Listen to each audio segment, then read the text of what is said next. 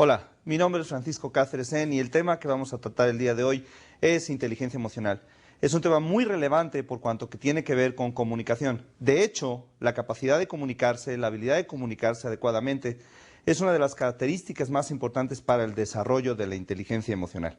Vamos a platicar en principio qué es inteligencia emocional, porque es un concepto que quizá hayamos escuchado mucho, comercialmente hablando está muy en boga.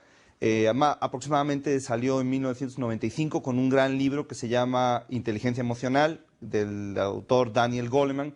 Y fue una revolución en el mundo de las relaciones laborales. ¿Por qué? Porque hasta ese momento se evaluaban una serie de cosas en los candidatos y a partir de ese momento la evaluación acerca de las habilidades necesarias para tener éxito en el mundo empresarial y laboral cambiaron radicalmente. Entonces quiero gastar unos 15, 20 minutos en hablar particularmente de lo que es inteligencia emocional. Y para empezar, la frase que más me afectó, yo tuve un maestro que se llama, lo tengo por supuesto, que se llama Jim Rohn. Es lo que él, como él se identifica, es como un filósofo de negocios y efectivamente, él trabaja en ese aspecto particular de los negocios.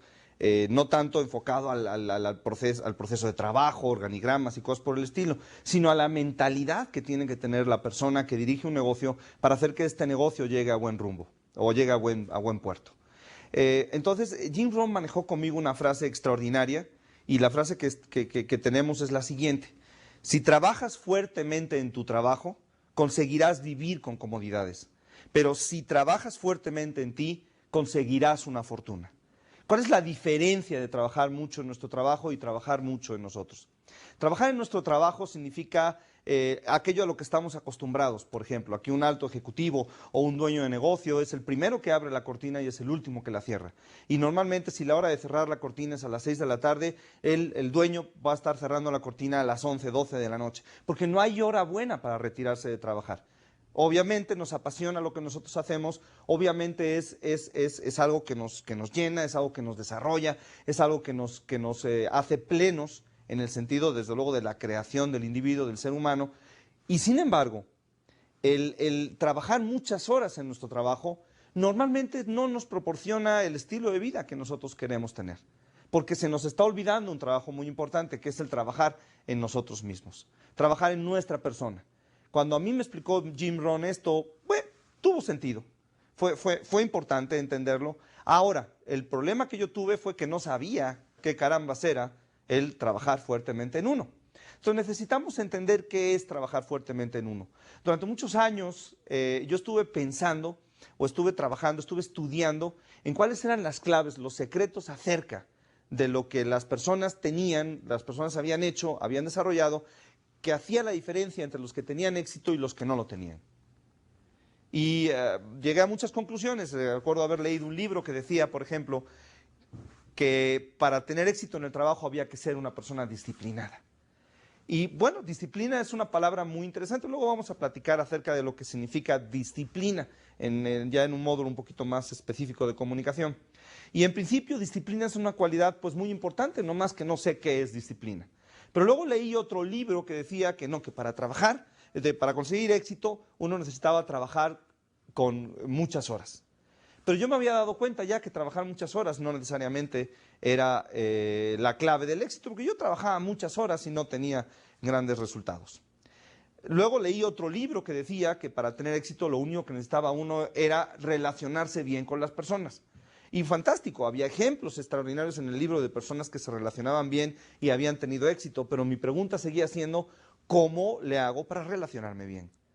Y además, si tenía que juntar todas estas cosas, qué disciplina, qué trabajo duro, qué relacionarse bien, realmente tener éxito se convertía en una tarea verdaderamente inacabable para un ser humano normal, como yo, que tengo que pensar en una, dos, tres cosas, pero no en 20 al mismo tiempo.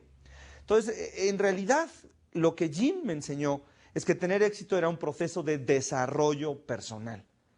Desarrollo personal. Y una vez que uno encuentra el concepto, uno sabe lo que es desarrollo personal, las cosas resultan un poquito más fáciles. Y esa es la labor de la inteligencia emocional, enseñarnos qué significa desarrollo personal. La inteligencia emocional es un concepto que no fue inventado en un laboratorio, que no fue inventado por psicólogos en una universidad en un trabajo, como un estudio. La inteligencia emocional es un proceso de lo que se conoce como modelado. ¿Qué es modelado? Modelado es encontrar a alguien que lo hace bien y una vez que encuentro al que lo hace bien, al que obtiene el resultado que yo quiero obtener, lo que hago es interpretar cómo obtiene el resultado y yo repetirlo. Eso sistemáticamente se le conoce con el nombre de modelado. Modelar las habilidades intrínsecas que le han dado el resultado específico a una persona. Entonces, ¿qué se hizo en inteligencia emocional? Se encontró, primero se identificó a personas que eran específicamente exitosas. Y una vez identificadas, se encontró cuáles eran las características que hacían que estas personas tuvieran más éxito que las demás. Encontraron ciertas características en común entre todas estas personas de tal manera que se pudo crear un patrón. El patrón fundamental aquí tiene que ver con un concepto, el concepto de las emociones. Emociones. Hoy en día se sabe, por ejemplo, que el proceso de la inteligencia emocional es específicamente medible, se puede medir. Las emociones son difíciles de medir, por ejemplo, es complicado decir quién está más entusiasmado cuando estamos hablando de una comparación entre dos personas, porque para medir quién está más entusiasmado tendríamos que tener una cosa que se llama entusiasmadómetro y no existe tal objeto. Por lo tanto, medir emociones es difícil, sin embargo, la inteligencia emocional es perfectamente medible. Vamos a entender ciertas diferencias que existen entre el concepto de inteligencia emocional y el concepto de inteligencia cognitiva o el concepto de coeficiente intelectual.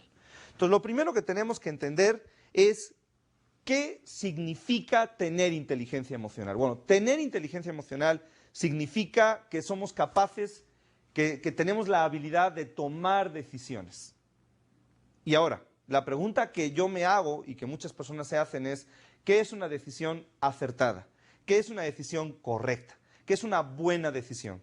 Y la respuesta es que no hay una buena decisión. Hay decisiones que nosotros después de tomarlas, las hacemos buenas o las hacemos malas. Casarse joven no es una mala decisión, pero puedo convertirla en una mala decisión. Un divorcio no es una mala decisión, pero puedo convertirlo en una mala decisión. Poner este negocio en lugar de este otro no es una mala decisión, pero yo puedo convertirla en una mala decisión. Al mismo tiempo, tomar una decisión de invertir aquí en lugar de allá no necesariamente es buena, a menos que yo la convierta. Hoy se sabe, por ejemplo, en inversiones de bolsa, que la mayoría de las personas, cerca del 95%, pierden su dinero porque venden antes de cuando tienen que vender y compran antes de cuando tienen que comprar. Entonces, el tiempo es correcto, el tiempo es adecuado. Es importante controlar nuestras emociones. Por ejemplo, hablando de bolsa, cuando vemos que las acciones están bajando y bajando y bajando, nos entra el pánico, nos entra el miedo de perder todo lo que tenemos. Y entonces queremos vender lo antes posible. Y cuanto más queremos vender, más bajan las acciones. Y probablemente estamos malbaratando el producto de nuestro trabajo. Entonces hay que controlar esa emoción de pánico, aguantarse y esperar a que vengan tiempos mejores que eventualmente van a llegar. Un importante inversionista que se llama, tan importante que es el segundo millonario del mundo, que se llama Warren Buffett, su frase más famosa, para mí por supuesto, es: yo me he hecho rico gracias a la avaricia y al miedo. ¿Por qué a la avaricia? Porque las personas que se quieren hacer ricas de un día para otro, cuando ven que la acción va a subir, compran y compran caro. Y cuando tienen miedo de perder lo que tienen, venden y venden barato. Y cuando ellos venden, yo compro. Y cuando ellos compran, yo vendo. Entonces, bien, vamos a entender cómo se toman buenas decisiones. Lo primero que quiero que entendamos es el concepto de la inteligencia emocional. ¿Por qué funciona así? Hace aproximadamente 100 millones de años, por supuesto ninguno de nosotros estábamos aquí para contarlo, pero hace 100 millones de años existían mamíferos, no existía el ser humano. El ser humano tiene probablemente entre 4 y 7 millones de años de antigüedad. Pero existían mamíferos, que es de los que nosotros hemos evolucionado. El animal en ese... El animal en ese momento tiene una cosa que se llama cerebro, que se encarga de funciones básicas, fundamentales del ser, ¿no? ¿Qué hace el cerebro? Bueno, el cerebro es muy simple en ese momento. Podemos dividirlo en muchas partes, de luego los neurólogos tienen mucho más conocimiento al respecto, pero podemos pensar en dos partes fundamentales. Una de las partes es la base del cerebro y otra de las partes es la corteza cerebral. La corteza cerebral aparece exactamente hace 100 millones de años. ¿Y cuál es la importancia de la corteza cerebral? Digamos que yo voy comprando cosas en mi vida, pero no tengo closets para guardarlas. Eventualmente, cuando no tengo un closet para guardarla, pues las cosas que yo compro se pierden. Y de repente puede ser que vuelva a comprar lo mismo varias veces a lo largo de mi vida porque ni siquiera recuerdo que lo tengo. Y aunque lo recuerde, de cualquier forma no sé dónde encontrarlo. Ese es el trabajo de la corteza. Almacenar experiencias, almacenar información. Y de hecho se puede decir, de una forma bastante absoluta y radical, que a partir del nacimiento de la corteza cerebral es cuando nosotros empezamos a aprender. ¿Por qué? Porque vivo una experiencia y la almaceno. Si la almaceno, quiere decir que ya no necesito volver a vivirla para saber qué ocurrió. Si no la puedo almacenar, la voy a vivir una y otra vez, y ni siquiera voy a saber que ya la he vivido. Es decir, me puedo quemar con fuego y si tengo corteza cerebral, me voy a quemar una vez. Pero si no tengo corteza cerebral, me voy a quemar cada vez que me encuentre con fuego. La corteza cerebral es muy importante porque genera a partir de ese momento lo que se conoce como aprendizaje. ¿Pero qué ocurre antes de la corteza? Los seres, no humanos, pero los seres en ese momento tomaban decisiones antes de tener corteza. Claro que tomaban decisiones, pero las decisiones que tomaban eran más bien de tipo instintivo. Que para tomar decisiones de tipo instintivo, el cerebro tiene que tener ciertas maneras de establecer un criterio. Como no teníamos corteza, entonces necesitábamos tener ciertas glándulas. La glándula más importante que nosotros, bueno, no los seres humanos, pero que el cerebro del mamífero tenía hace más de 100 millones de años, se llamaba amígdala. Amígdala, del mismo nombre, por cierto, que las dos glándulas de nuestro sistema inmunológico que tenemos en la garganta, tiene ese nombre porque amígdala en griego significa almendra. Y la forma de la glándula, pues es la forma de una almendra, por eso se llama amígdala. Entonces, la amígdala se encargaba de dos reacciones fundamentales y básicas. Cuando el ser tenía en ese instante una sensación de peligro, había dos tipos de reacciones que podía tener. Y se llaman las reacciones de huir, es decir, salgo corriendo, o luchar. Si me encuentro con que no puedo salir corriendo, entonces lucho. Lucho y obviamente pues no sé cuál sea el resultado de esa lucha. O lo como o me come. No hay mucho rango de acción aquí. Aquí es tan sencillo como eso. Pero ¿qué ocurre? Conforme van pasando los siglos y los años y los millones de años, las cosas se vuelven un poquito más complejas. Nace el neocórtex y entonces, bueno, es factible, o la neocorteza, es factible que mi amígdala me esté diciendo huye, pero que mi neocorteza me esté diciendo espérate, no hay ninguna razón para que salgas huyendo. Ejemplo, hace 4 millones de años, yo estoy caminando, soy un prehomínido, voy caminando y me encuentro, o más bien escucho detrás de mí una rama que cruje. Hace 4 millones de años yo no me podía poner a pensar, ¿será la de mi suegra? ¿Será de la tribu vecina? ¿Será de Juanito? Hace 4 millones de años yo solamente podía huir o luchar porque probablemente es un dinosaurio que me viene a comer. Hoy en día yo ya no tengo esas necesidades a menos que esté uno en un barrio peligroso de Los Ángeles o en Tepito. Si oyes una rama crujir, sal corriendo o voltéate a luchar. Pero normalmente nuestras decisiones de trabajo están involucrando muchísimas más variables complicadas, muchas más procesos de toma de decisiones que requieren una parte mucho más racional. Sin embargo, el hecho de hacernos completamente racionales, es decir, tomar decisiones únicas y exclusivamente basadas en nuestra experiencia racional, intelectual y cognitiva, y no en nuestras emociones, nos convierte en deshumanos, nos convierte en insensibles y nos genera un grave problema de relación con los demás. Entonces necesitamos encontrar el equilibrio entre una amígdala que está diseñada para protegernos y un cerebro que está diseñado para tomar decisiones lógicas y basadas en la estadística y en el sentido común, etc. Ese equilibrio es muy interesante. ¿Qué ocurre hoy en día? Por ejemplo, cuando no tenemos ese equilibrio. Ocurre que, por ejemplo, yo veo a una mujer que me gusta, ¿no? Una chica que me agrada, y tengo mucha sensación interna de deseo, tengo muchas emociones muy subidas, y en ese instante ella se acerca conmigo y me dice, ¿qué vas a hacer esta tarde? y yo me quedo algo así como, y no le contesto. Pero 5 minutos después es cuando sé exactamente qué decirle. En el instante en que tenía que decirle nada, salir contigo, ¿qué otra cosa en el mundo puedo hacer que no sea eso? En el instante me quedo callado. ¿Por qué? Porque la amígdala, ante la presión arterial que se sube, ante el aumento de los latidos cardíacos, ante el aumento de la emoción, secuestra el cuerpo. Más ejemplos. Voy con un cliente y al cliente yo le hago una propuesta y el cliente me dice alguna cosa que me saca, por supuesto, de balance. Me dice, esta propuesta es un asco. Y yo, en lugar de darle una respuesta contundente, de darle a entender que es la mejor propuesta que le han presentado en su vida, en ese instante le digo la mayor estupidez que me viene a la mente. Pero 5 minutos después que salgo del despacho, sé exactamente qué debí haberle dicho. No más que 5 minutos después ya perdí la venta. Hay cantidad de ejemplos en el mundo ejecutivo, en el mundo laboral, por ejemplo, ejecutivos que tienen capacidad intelectual, que son extraordinarios en su trabajo, conocedores, tienen grados académicos respaldándolos, pero cometieron un acto de robo. Se dejaron llevar de sus emociones. Y la excusa es que su esposa gastaba más de lo que ellos ganaban. Sí, cómo no.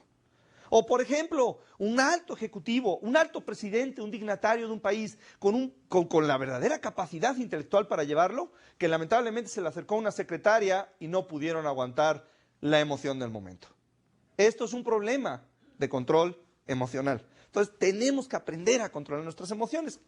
La buena noticia es que sí se puede. Entonces, bueno, con la lámina que están viendo, la idea es que entiendan que la información llega, obviamente por los 5 sentidos, llega a una parte que se llama hipotálamo, que es una glándula que tiene el cerebro. El hipotálamo lo distribuye a los diferentes centros especializados del cerebro, la vista, el oído, el olfato, etc. Es interpretado, pero antes de que llegue a esos centros especializados del cerebro, ya llegó la información a la amígdala. Entonces la amígdala toma una decisión. Por ejemplo, como vemos en la lámina, yo imagínense, me encuentro una serpiente en el campo. Entonces, bueno, a lo mejor mi conocimiento de serpientes es muy vasto, y en lo que llega la información a la neocorteza, yo sé que esa serpiente es en lo más mínimo peligrosa y que no tengo de qué espantarme y que probablemente la serpiente esté más espantada que yo.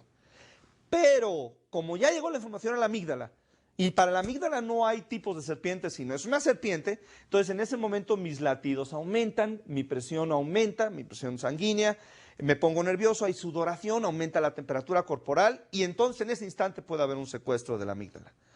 Recuerden la película, por ejemplo, o la película no, la pelea de boxeo entre Mike Tyson y creo que es George Foreman, en donde Mike Tyson le pega un mordisco a la oreja de Foreman porque sintió que la pelea era injusta. Fue un evidente secuestro de la amígdala. Igual perdió la pelea. ¿Qué ocurre? La amígdala no controla todo porque tenemos unas neuronas en la parte prefrontal, en el sistema límbico, que controlan, que son el centro ejecutivo de los impulsos de la amígdala. Gracias a Dios, gracias a esas neuronas, cuando funcionan, porque no siempre funcionan, entonces nosotros lo que tenemos es un buen control del impulso de la amígdala, el primer impulso. Vamos a platicar de las características, de luego sin meternos en detalle, porque el concepto de inteligencia emocional requiere, a mi modo de ver, un estudio mucho más detallado y mucho más interesante que esta explicación superficial que estoy dando. Pero bueno, el problema que hay es de que si esas neuronas que están en el sistema límbico, o sea, el centro ejecutivo de control emocional del cerebro, no funciona, entonces vamos a ser una víctima del primer impulso permanentemente. Ahora, un funcionamiento excesivo nos va a convertir en personas inhumanas, insensibles y de difícil relación con los demás. Entonces sin meternos en el detalle de la inteligencia emocional, solamente quiero darles ciertas características, una especie de embarradita muy pequeña, porque, repito, es algo muy complejo y de mucho más estudio, ¿no? Entonces, bueno, ya entendiendo cómo funciona el ser humano, entonces lo primero que tenemos que entender es de dónde viene todo este proceso de desarrollo de la inteligencia emocional. Desde principios de siglo, el ser humano del siglo XX, el ser humano ha favorecido un concepto que los psicólogos desarrollaron que se llama inteligencia cognitiva o coeficiente, medible por supuesto a través de ciertos test que miden un concepto que se llama coeficiente intelectual o IQ en inglés o CI en castellano. El CI ha sido de una importancia muy relevante, más allá inclusive de la que debiera de tener. Es lo que nosotros, padres, por ejemplo, cuando tenemos un hijo que nos dicen en la escuela, su hijo es muy inteligente, bueno, nosotros nos ponemos casi a nivel de éxtasis. ¿Por qué? Porque pensamos que nuestro hijo con esa inteligencia ya tiene todo hecho y todo realizado en la vida y no tiene de qué preocuparse. Cuando yo era pequeño, 12 años, recuerdo, me hicieron un test en la escuela de inteligencia y no, con mucho respeto, desde luego, para mis padres, pero yo sacaba muy buenas calificaciones y mi hermano sacaba muy malas calificaciones. Éramos lo opuesto. Pero nos hicieron el test. Y cuando nos hicieron el test, la directora de la escuela mandó llamar a mis padres. Y llegaron, recuerdo que llegaron muy contentos, muy contentos de los resultados del test, porque mi hermano, el de malas calificaciones, el que no trabajaba, el que no estudiaba, el que tenía alguna serie de problemas de conducta, etcétera, resultó que era un genio desde el punto de vista de coeficiente intelectual. Sacó coeficiente de genio. Y yo la vi muy contenta. Mis padres, yo creo que pensaron, vaya, finalmente sí tiene remedio nuestro hijo, ¿no? Porque de veras sacaba malas calificaciones.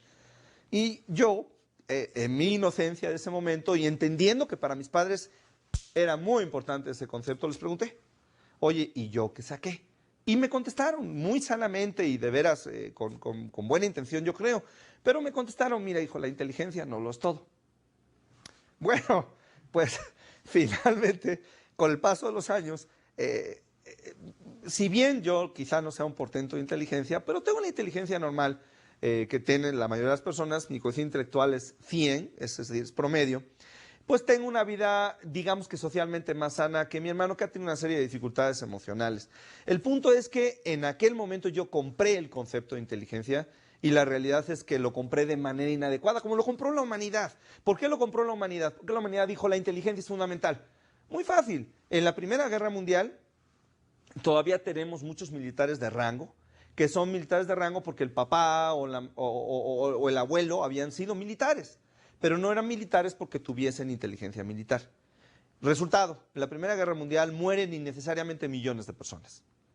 ¿Por qué? Por conceptos como el valor y la hombría, no sé si recuerden películas en donde estamos guardando la bandera y entonces hay tiros del enemigo por todos lados, pero yo muy valientemente espero a que me maten.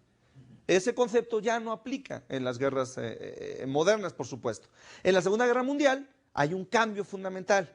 El cambio que hay es de que empiezan a aplicar en el ejército test de inteligencia y empiezan a poner en los lugares importantes de mando a personas que han pasado este test de inteligencia con una alta calificación.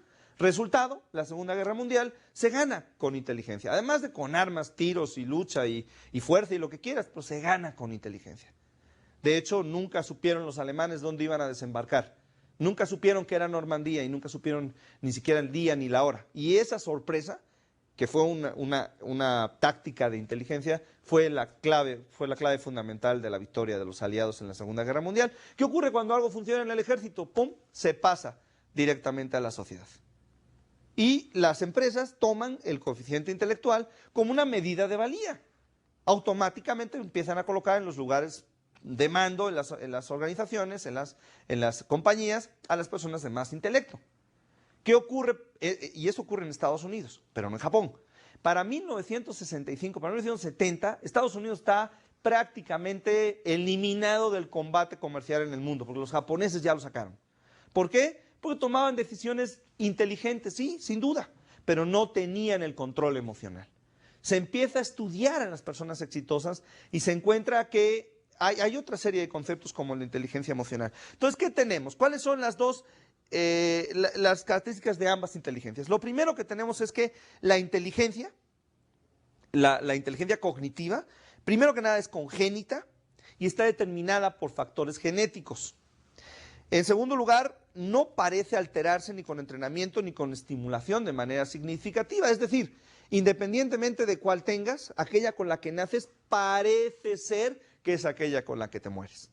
Hoy en día se tienen ciertos datos diferentes, pero no muy diferentes. Es decir, si tú naces con una inteligencia promedio, lo cual es fantástico, de hecho es lo mejor que puede pasar, es bastante complejo que a lo largo de la vida la subas de promedio a brillante. De hecho, se considera todavía improbable, ¿no? ¿Qué más? Reside fundamentalmente en el cerebro y aparece con el desarrollo de la neocorteza hace aproximadamente 100 millones de años. Es decir, naces con una, es congénita, es decir, si tus padres son inteligentes, te lo van a heredar, no tienes que pagar nada para que se dé, es gratuito, lo cual es un problema también. Y luego, finalmente, el hecho de que tengas mucha inteligencia no te garantiza el éxito en la vida.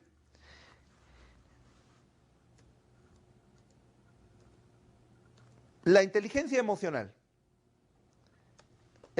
tiene otra serie de características, pero antes de trabajar en estas, déjenme decirles que el intelecto se convirtió en la principal herramienta de selección que las empresas utilizaron, por cierto, y siguen utilizando hasta la fecha, para la detección de talentos, para la contratación y selección de personal, e inclusive para la promoción. Tengo 4 personas para un puesto, ¿cuál es el más inteligente?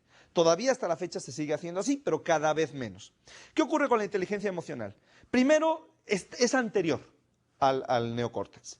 Existe en el ser, no en el humano, pero existe en el ser vivo, con anterioridad, es más primitiva, está más en contacto con el instinto del ser humano y por lo tanto está diseñada para la supervivencia. No es congénita. Hay 3 centros de inteligencia emocional en el cuerpo, es chistoso, pero los 3 centros inclusive son representados en nuestro lenguaje tradicional, en nuestro lenguaje coloquial. ¿Cuál es uno de los centros? Uno de los centros son los intestinos, curiosamente. El segundo centro emocional del cuerpo es el corazón y el tercer centro emocional del cuerpo se encuentra en la amígdala, como ya lo platicábamos. Por cierto, a diferencia de la inteligencia cognitiva, esta es totalmente entrenable y desarrollable, lo que la hace enormemente importante. Porque, a ver, si a mí me dicen a los 12 años que mi inteligencia es promedio, ¿qué quiere decir? ¿Que de ahí en adelante voy a ser obrero en una fundición? ¿O basurero? No necesariamente, porque hay un concepto más importante que se llama inteligencia emocional, que lo voy a poder trabajar y voy a poder obtener de él muchos resultados. Y por otro lado, según las estadísticas y las encuestas hoy en día, cuenta desde un 70% hasta un 90% entre los factores de éxito de las personas exitosas. Cuando se les pregunta, oye, ¿a qué debes tu éxito? Ninguno de ellos comenta, o por lo menos el 70% de ellos no comenta, se debe a que soy muy inteligente. Ellos comentan, hoy tuve éxito, o más bien tuve éxito en la vida y hoy te puedo decir que se debe a mi disciplina, mi trabajo constante, mi capacidad de saber lo que los demás quieren, mi habilidad para vender, mi habilidad para negociar, o por ejemplo, mi habilidad para comunicarme, que es parte del tema que estamos tratando el día de hoy. Son inteligencias complementarias. En una encuesta en Estados Unidos sobre lo que los empleadores, los que buscan empleados, y tratan de identificar en los empleados de nuevo ingreso las aptitudes técnicas, es decir, sus habilidades técnicas, cuentan hoy en día menos que ciertas capacidades subyacentes de aprender en el puesto. Por ejemplo, para mí es mucho más importante que la persona sepa aprender a que la persona ya sepa qué se hace. Porque lo que sabe, lo que hoy en día él sabe, va a ser obsoleto en 3 meses. Entonces para mí es más importante desde el punto de vista económico, por supuesto, el que la persona sepa aprender a aprender, que ya sepa hacerlo. El que sepa hacerlo va a ser bueno 3 meses. Si sabe aprender, cuando cambie, él será capaz de aprender la nueva metodología. Después de esto, después de aprender, de saber aprender, siguen cosas como saber escuchar y comunicarse oralmente, adaptabilidad y respuestas creativas ante los obstáculos y reveses, dominio personal, confianza en uno mismo, motivación para trabajar en pos de un objetivo, deseo de desarrollar la carrera y enorgullecerse de lo alcanzado. Luego también efectividad grupal e interpersonal. O sea, si alguien no sabe trabajar en equipo hoy en día en una empresa, no es cuestión de que, bueno, le enseñamos. No lo contraten. No es contratable a alguien que no sabe trabajar en equipo. Mucho dinero, mucha pérdida de tiempo. Mejor contraten a alguien que ya sabe trabajar en equipo. Porque no hay hoy en día mejor forma de obtener resultados que en equipo. Punto. No es discutible. Las personas jamás a nivel individual van a conseguir un resultado más completo que a nivel colectivo. ¿Qué más sigue todo? Habilidad para negociar, por ejemplo, desacuerdos. Efectividad en la organización, deseo de contribuir, potencial para el liderazgo. Contratar a alguien que no tiene potencial para el liderazgo es es una pérdida de dinero y de tiempo. Finalmente nosotros queremos en las organizaciones modernas contratar a alguien que tiene la capacidad de seguir creciendo, porque en su crecimiento crece la organización. De los 7 rasgos deseados, uno solamente era académico, que es eficiencia de lectura, escritura y matemáticas. No trigonometría, no física cuántica, es escribir, leer y saber las operaciones básicas de la matemática, sumar, restar, multiplicar y dividir. Un estudio de lo que buscan las corporaciones en los administradores de empresa a contratar resulta en una lista más o menos similar. Las 3 aptitudes más deseadas para contratar a alguien son comunicación, relaciones interpersonales e iniciativa personal. Esto nos da a entender que hay 2 tipos de niveles de aptitudes laborales. Aptitudes, lo que se conocen como aptitudes básicas o duras, que son las respaldadas por un certificado académico, y lo que se conocen como aptitudes blandas, que son las distintivas. Son las que hacen la diferencia. Dos alumnos con el mismo promedio académico, 9, pongamos, pero luego a la hora de desempeñarse laboralmente, uno va a desempeñarse excelentemente y el otro se va a desempeñar mediocremente. Saben lo mismo, pero no lo aplican igual. Y las habilidades que hacen la diferencia entre el que sabe y el que sabe y aplica, se llaman habilidades blandas. Por cierto, las habilidades blandas no tienen certificado académico, porque no hay ninguna universidad en el mundo que me pueda a mí certificar que X persona sabe comunicarse. La única manera en que yo sabré si una persona sabe comunicarse es en base a resultados de la persona. La inteligencia emocional describe aptitudes complementarias pero distintas al coeficiente intelectual. Hechos de la vida. Muchas personas de alto coeficiente intelectual terminarán trabajando para las personas de alto coeficiente emocional. Una persona de alto coeficiente emocional que no tenga estudios académicos, por ejemplo, pues irá a pedir trabajo y le dirán, ¿tiene usted estudios, señor? No, no tengo estudios. No lo puedo contratar, discúlpeme. Como no lo contratan ni en este lado, ni en el otro, ni en el de más allá, terminará poniendo su negocio. Al poner su negocio, y si este negocio crece, él solo contratará a personas que tengan alto coeficiente intelectual. Es chistoso, pero así sucede. Las 2 inteligencias expresan actividades de diferentes partes del cerebro. El coeficiente intelectual está basado en la actividad de la neocorteza. Los centros emocionales están en la subcorteza, en la base del cerebro, mucho más antigua. Y la inteligencia emocional representa la habilidad de que ambos centros trabajen de común acuerdo. Que no la razón mande sobre el corazón, pero que tampoco el corazón se lleve entre las piernas a la razón. Como decía Aristóteles, decía, saber enojarse cualquiera sabe, pero enojarse de la forma correcta, con la persona correcta, en el momento correcto, con la intensidad correcta, eso requiere habilidad. Y eso es inteligencia emocional. Entonces, ¿cuál sería una definición de inteligencia emocional? Es la capacidad de reconocer nuestros propios sentimientos y los ajenos, de motivarnos y de manejar bien las emociones en nosotros mismos y en nuestras relaciones. Y, en términos muy generales, la inteligencia emocional se dividió en 5 características, que solamente les vamos a explicar muy rápidamente y a nivel superficial, de nuevo, porque no es un módulo de inteligencia emocional, sino lo que pretendemos con esto es abarcar de lleno el concepto de comunicación como una de las herramientas que más permite el desarrollo personal y emocional del individuo, saber comunicarse. Entonces, en general se dividió en 2 tipos de características, aptitudes personales y aptitudes sociales.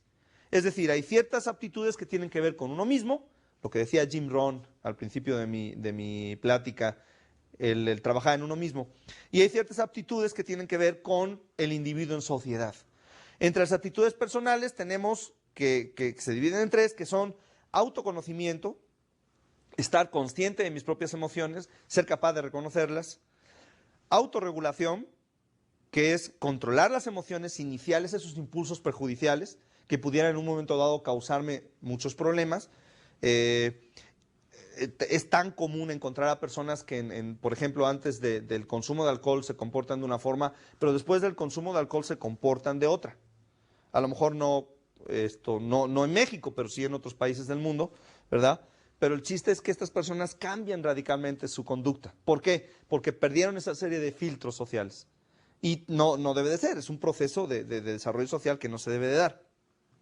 Y por último, la automotivación. Automotivación, que es la capacidad de autoimpulsarte a conseguir tú las cosas. No me importa qué intentemos en la vida, poner un negocio, por ejemplo, nos vamos a encontrar con que va a haber dificultades. Y eso no es ser negativo, eso es ser preciso. El punto es que cuando encontremos dificultades va a haber dos fuentes de motivación. La palmada en la espalda que los demás nos puedan dar, para lo cual tienen que estar ahí y tienen que querer dárnosla, o la capacidad de autolevantarse uno y de autoinspirarse y seguir persiguiendo los resultados que uno sueña y desea. Y no hay nada que sustituya la capacidad de automotivarse. Y luego las actitudes sociales están divididas en dos. Una fundamental, empatía, vendedores que no tienen empatía, no tienen nada que hacer en el mundo de las ventas, directores que no tienen empatía, inventores que no tienen empatía. La empatía es fundamental en la relación humana. ¿Y qué es empatía? Es entender, reconocer las emociones en los demás. Y por último, habilidades sociales. Y en habilidades sociales se encuentran toda una serie de habilidades como por ejemplo trabajar en equipo, ser un catalizador de cambio, dirigirse hacia las metas colectivas y comunicación. Comunicación dentro de todo el proceso, bueno, y también negociación e influencia. Son aspectos muy importantes de las áreas de habilidades sociales dentro de la inteligencia emocional. Y comunicación, que es el tema que nos toca en este momento, en este día de hoy trabajar. Comunicación es fundamental.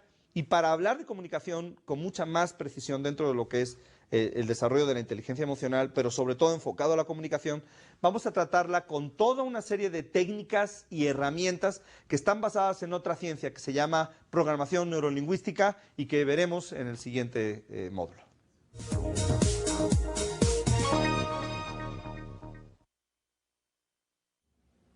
Continuando con nuestra sesión de comunicación, vamos a trabajar específicamente en herramientas, en algo que podemos utilizar con mucha consistencia y sistemáticamente para obtener resultados muy, muy agradables en el aspecto de comunicación. Resultados eficaces, pues. ¿Cuál es la diferencia entre una buena y una mala comunicación? En si obtiene o no obtiene el resultado deseado. Entonces vamos a platicar de un concepto que se llama programación neurolingüística y vamos a introducirnos en ese concepto. Voy a escribir las siglas PNL, programación neurolingüística. Este concepto es fundamental por cuanto que nos enseña cómo manejar el cerebro, la parte del sistema nervioso que más o que nos permite entrar en contacto con la realidad. Vamos a entender alguna serie de conceptos al respecto, ¿no? Lo primero que tenemos que entender es que la mente del ser humano no distingue entre algo que imaginamos o algo que vemos en la realidad. Es un concepto de esos que cuando uno lo escucha o cuando uno entra en contacto con él, es probable que digamos, sí lo entiendo. Pero realmente cuando uno a nivel profundo llega a experimentar lo que significa este concepto, es cuando se dan los verdaderos cambios en la persona. La mente del ser humano no distingue entre lo que experimenta en la realidad o entre lo que su cerebro experimenta. ¿Y cómo se sabe esto? Es muy sencillo. Se le coloca a una persona ciertos electrodos en el cerebro para medir su actividad cerebral y cuáles son las zonas que se estimulan con un determinado estímulo sensorial. Por ejemplo, le enseño algo físicamente, un objeto. Entonces, identifico una parte de su cerebro que se estimula con la visión del objeto en particular. Y luego le pido a la persona que no que lo vea físicamente, sino que se lo imagine. Y al imaginarse el objeto, resulta que se estimula exactamente la misma parte del cerebro con la misma intensidad. Luego, entonces, quiere decir que para el cerebro no existe diferencia entre lo que ve y lo que imagina. Eso es muy interesante y muy brillante, porque la pregunta fundamental es, si no existe diferencia, entonces, ¿vivimos o simplemente imaginamos? ¿Qué es lo que ven, nuestros ojos o nuestro cerebro? ¿Por qué hago esta pregunta? Porque la PNL o la programación neurolingüística, a la cual voy a decir PNL para abreviar, es la ciencia que nos va a permitir determinar el tipo de realidad que yo quiero identificar con mi cerebro, ¿no? Vamos a ir poco a poco entendiendo este concepto que puede resultar un poco complejo. Voy a cambiar de lámina. Pregunta, ¿qué es realidad entonces? Si la mente del ser humano no distingue, entonces, ¿qué es realidad? La realidad es lo que nosotros construimos subjetivamente cada momento de nuestra existencia. El contexto, por ejemplo, en el que se da lugar la comunicación, es un contexto que pudiera tener múltiples interpretaciones. Por eso, la misma frase o la misma palabra, para 20 personas diferentes, puede representar 20 significados diferentes. Y no es un problema de la palabra, sino es un problema de cada una de las personas que recibe la palabra en particular. ¿Qué es la programación neurolingüística? Es la ciencia mental de las posibilidades. De entre todas las diferentes posibilidades que yo tengo para emitir un mensaje, la PNL es la que me permite determinar cuál es la mejor en un momento determinado. Entonces vamos a estudiar un poquito más en detalle estos conceptos. ¿Qué significa programación neurolingüística? En la siguiente lámina tenemos lo que es la etimología. Etimología viene del griego, etimos, que significa procedencia, y logos, tratado. O sea, el tratado de la procedencia de la PNL. Entonces, ¿en qué consiste? Realmente es muy sencillo, realmente son palabras que suenan un poquito complejas. El único propósito de las palabras complejas es cobrar más, porque pues si quisiera uno cobrar menos, utiliza palabras más sencillas, ¿verdad? Y entonces se inventaron palabras como programación neurolingüística. Eso permite dar seminarios y conferencias y hacer este tipo de cursos y cobrarlos más caro que si dijéramos es simplemente la ciencia que estudia cómo manejas el cerebro. Un psicólogo, por ejemplo, baratón, diría, vamos a trabajar en un cambio de creencias. Un psicólogo caro diría, vamos a reestructurar tus paradigmas mentales. Pero realmente es lo mismo, ¿no? Entonces no se asusten por las palabras, no te asustes por las palabras complejas. En realidad son simple y sencillamente formas de denominarlo. Entonces, ¿de dónde viene programación neurolingüística? A ver, primero, viene de la palabra neuro, que la tenemos en la lámina, neuro. ¿Qué es neuro? Neuro tiene que ver con nuestro sistema nervioso, a través del cual los 5 sentidos, la experiencia es recibida y procesada en nuestro cerebro, por supuesto, ¿no? Entonces son 5 sentidos, ese es nuestro sistema nervioso. Entonces la primera forma en que la información entra en nuestro cerebro es a través de los 5 sentidos. Ahora, nosotros con los 5 sentidos nos formamos una interpretación de lo que está pasando. Nos formamos una representación interna, así se le llama. Es una experiencia interna. Pero, ¿qué significa esa experiencia? En términos generales, ¿es buena o es mala? Porque si es buena, quiero más. Si es mala, pues ya quiero evitarla. Dolor, placer. Entonces, ¿cómo determino yo si algo es bueno o es malo? Bueno, le doy un significado. ¿Qué elementos utilizo yo para darle un significado a la experiencia? Muchos. Utilizo, por ejemplo, mis creencias personales. Utilizo también mis valores personales. Utilizo mis experiencias anteriores, también conocidas como referencias. Utilizo el estado emocional en el que yo me encuentro en ese momento. Pero fundamentalmente utilizo una que se llama lenguaje. El lenguaje es la interpretación lógica de la experiencia subjetiva. Una experiencia no significa nada. No tiene ni contenido bueno ni contenido malo. No tiene ningún tipo de significado. Pero yo se lo doy con el lenguaje. Y el lenguaje tiene 2 niveles. Luego lo vamos a ver más en detalle. Pero está el lenguaje que se llama lenguaje profundo.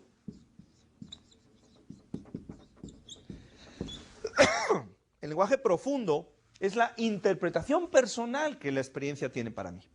Y luego tú me pides que yo te la explique. Para yo explicártela utilizo las palabras, la explico verbalmente. Y a esa explicación se le llama lenguaje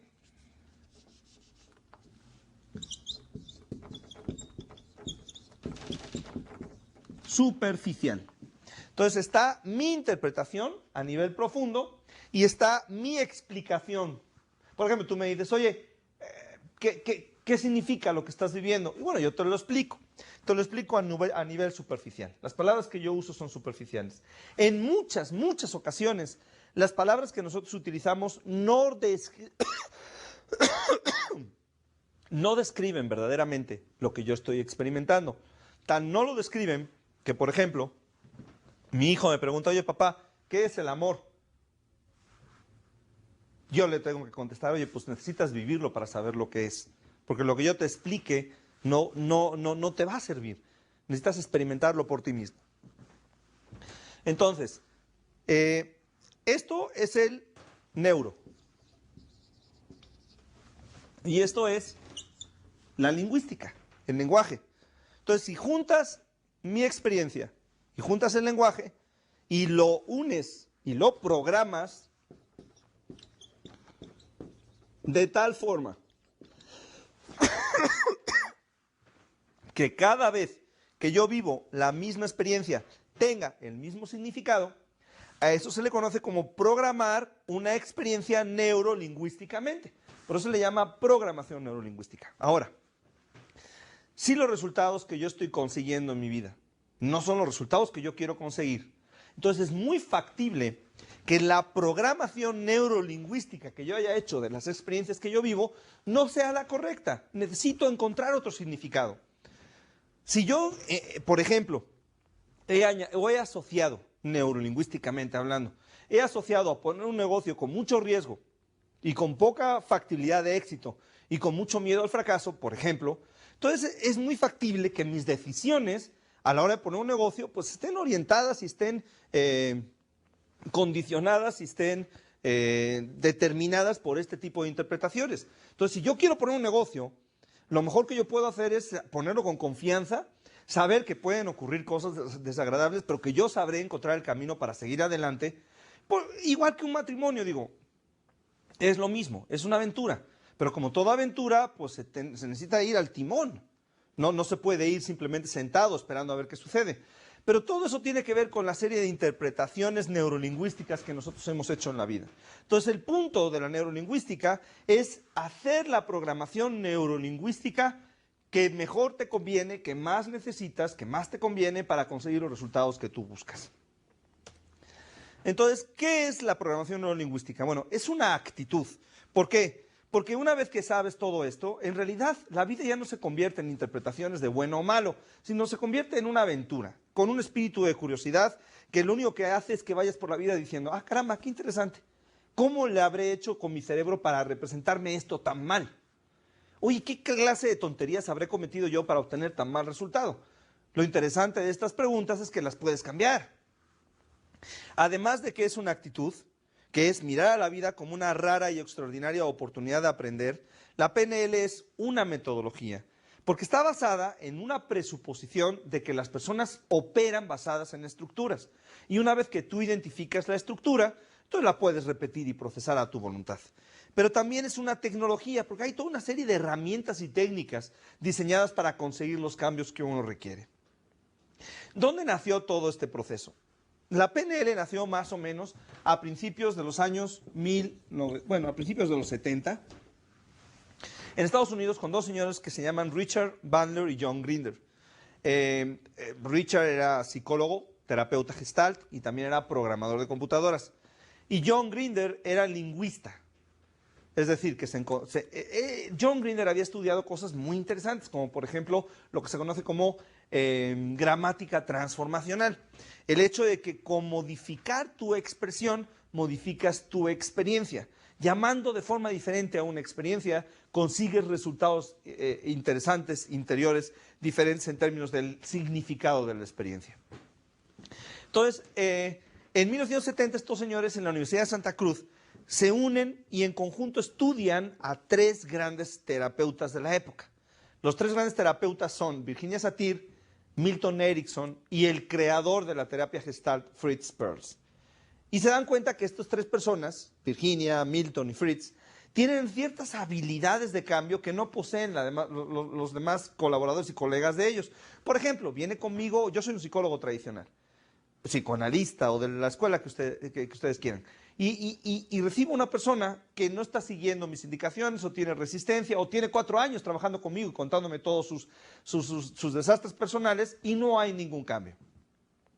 En un momento determinado yo como psicólogo no voy a pensar que yo estoy mal, voy a pensar que es un paciente que no tiene cura. Y entonces lo mando con Virginia Satir, Milton Erickson o Fritz Perls y cualquiera de estos tres le encuentra la cura. Entonces son tres terapeutas verdaderamente extraordinarios. Pregunta, ¿cómo le hacen? Tanto Richard como John empiezan a buscar los patrones comunes entre estas tres personas, el uso del lenguaje con Milton Erickson, el uso del lenguaje con Virginia, el uso de la fisiología con Fritz, y entonces se dan cuenta de que hay ciertas cosas comunes que pudieran duplicar. Y bueno, sin necesidad de tener 26 años de hipnoterapeuta como Milton Erickson, o 40 años como terapeuta familiar de Virginia Satir, ellos pueden conseguir el mismo resultado que cualquiera de estas tres personas si duplican, si modelan, si imitan lo que estas personas hacen. Y en eso consiste la programación neurolingüística. Hoy en día, por ejemplo, como tenemos en la siguiente lámina, ¿qué podemos conseguir con programación neurolingüística? Podemos conseguir, por ejemplo, eliminar en 10, 15 minutos tal vez, si somos un poquito lentos, una fobia que ha durado con nosotros varios años.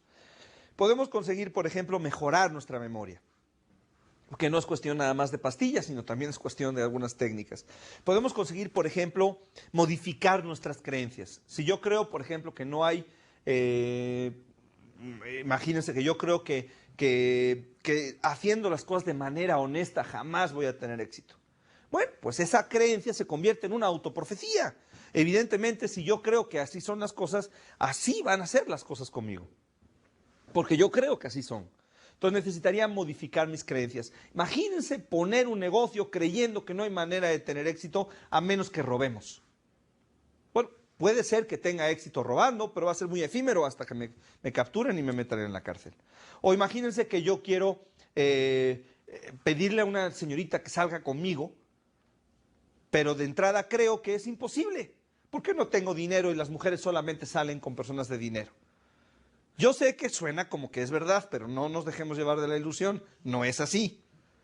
La realidad es que expresiones como todos los hombres son iguales y todas las mujeres son iguales no aplican. Por Dios, no todos los hombres somos iguales. Y las mujeres tampoco son iguales. Aunque esto está en estudio y están los científicos buscando si es así o no es así, yo personalmente creo que no todas las mujeres son iguales. ¿Okay? Bien, entonces son expresiones lingüísticas que utilizamos, pero que realmente lo único que nos están enseñando es que estamos manejando ciertas creencias en nuestra comunicación, que debíamos de cambiar. El manejo de los puntos de vista, por ejemplo, para la empatía, son técnicas específicas de la programación neurolingüística. Hay técnicas como, por ejemplo, la técnica del chasquido y la técnica del borrado. Muy rápidamente, la técnica del chasquido es muy sencilla. Mejor, la técnica del borrado. Es cómo manejar nuestro cerebro. Piensen, ¿les ha ocurrido en alguna ocasión que tienen una experiencia antes, por ejemplo, de ir a trabajar, de cualquier naturaleza, o va uno en el coche y entonces hay una pelea por casi un golpe, o un golpe realmente, o tuviste una situación verbalmente álgida con tu esposa o con tu esposo o con tu jefe, para poner ejemplos, ¿no? Entonces, ¿qué ocurre cuando después nos presentamos? Por ejemplo, vamos a suponer que en la mañana mi jefe me puso una regañada. Y minutos después tengo que entrar a una reunión. Lo más normal es que yo todavía traiga la película de la regañada en mi cerebro.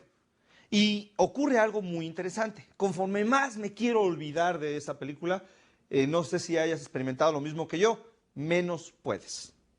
Conforme más quieres quitarlo de tu cabeza, más presente está. Ahora, yo no voy a entrar a la reunión plenamente. Es muy factible que en medio de la reunión y todavía con la película en mi cerebro me encuentre así. ¿Estás de acuerdo, Paco? Sí. Ese es un problema de presencia, es un problema de optimización de recursos, es un problema de desempeño personal. Yo quiero saber cuánto tiempo podemos estar en una situación así y seguir en la chamba, ¿no? Tenemos que tomar buenas decisiones. Para tomar buenas decisiones yo tengo que estar ahí. Entonces, ¿cómo le haces para quitar esa película de tu cabeza? Bueno, no la quieres quitar. Lo primero que haces es modificarla. ¿Cómo? Muy sencillo. Te puede parecer un poco ridículo, si quieres hazlo a solas en el cuarto de baño para que no piensen que andas con drogas, pero es una forma de hacerlo. ¿Qué tienes que hacer? Piensa en la persona que verbalizó agresivamente o álgidamente contra ti. Y es muy sencillo. Si es hombre, por ejemplo, le puedes poner unas orejas de Mickey Mouse en tu mente, le puedes pintar la cara de amarillo, le puedes poner unas motitas de color rosa fuerte, una corbata así y una nariz roja de payaso. Y le puedes cambiar el tono de voz. Por ejemplo, si te dijo algo así como, es usted una vergüenza para esta empresa y no quiero volver a saber de usted, entonces quizá le puedas poner el tono de voz un poquito afeminado, ¿no? Y que te diga algo así como, es usted una vergüenza y no quiero volver a saber de usted. Entonces, toda esta imagen la pones en tu cerebro y ahora reproduces la película a toda velocidad hacia adelante y a toda velocidad hacia atrás. y a toda velocidad hacia adelante y a toda velocidad hacia atrás. Unas 800.000 veces. No, es broma.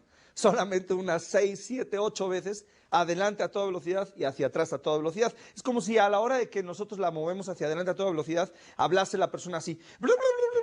Y hacia atrás a toda velocidad fuese así como si se tragara las palabras. Caminando hacia atrás. Entonces, después de hacer esos 6, 7, 8 veces, lo que hicimos fue tomar la grabación de la película, ponerle una rayada y volver a programar la película rayada, de tal manera que uno puede presentarse a la reunión con absolutamente cero malos sentimientos al respecto de lo que ha ocurrido. Eso es parte de lo que significa aplicar técnicas de programación neurolingüística. En el campo personal de la programación neurolingüística, tenemos en la siguiente lámina las cosas que se pueden llegar a hacer. Por ejemplo, se puede dominar el cambio personal, dominar las decisiones, aprender de comunicación, que es lo que vamos a estar haciendo en la siguiente sesión. Desde luego, dominar nuestras emociones, dominio emocional, y por supuesto, dominando todas estas habilidades, se puede verdaderamente desarrollar liderazgo. Hoy en día hay muchas opciones de terapia, hay cualquier cantidad de individuos que han hecho opciones de terapia. ¿Por qué se da esto? Bueno, porque las personas verdaderamente quieren cambiar. Las personas tienen ese anhelo por conseguir mejores estados emocionales, lo que algunas personas identifican erróneamente como ser feliz, pero que es probablemente concepto o motivo de otra plática, pero... Y en esa búsqueda de esa pastilla mágica, de esa píldora milagrosa, pues somos capaces de meternos en cualquier cantidad de cosas. Una de ellas, desde luego, es la programación neurolingüística, que a diferencia de muchas otras, en donde lo que cuentan son las ideas, en programación neurolingüística lo que cuenta es la ciencia. Mi lema es: donde la ciencia funciona, ¿para qué usar otra cosa? La programación neurolingüística es fundamentalmente científica.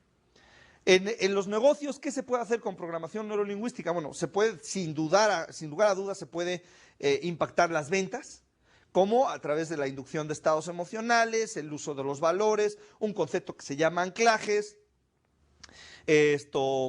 Saber leer, por ejemplo, qué pasa cuando la persona mueve los ojos hacia arriba, hacia la izquierda, a la derecha, o cosas por el estilo. Y son cosas sutiles, o sea, por ejemplo, si uno sabe lo que significa el movimiento de los ojos, es fundamental. Si sabe, por ejemplo, uno puede saber si alguien está diciendo la verdad o la mentira en función del movimiento de los ojos. Y no es un movimiento así. No, son movimientos muy sutiles. ¿Ok? Entonces, esos son cosas que uno como vendedor son invaluables, porque tú sabes lo que el cliente te está diciendo. La automotivación. Cualquier vendedor va a encontrar 80% de nos y 20% de sís en el negocio que quieras. Entonces, ¿cómo te levantas? ¿Cómo surges de tus cenizas y sigues y tocas otra vez la puerta? Entonces, es importante automotivarse. Fijar objetivos. No todos los objetivos están bien fijados y establecidos. Hay algunos que están mal hechos. Y sobre todo, comunicarse. ¿Y el liderazgo qué tenemos? Bueno, pues creación de visiones, ser capaces de crear una visión, influir en los demás para que nos sigan.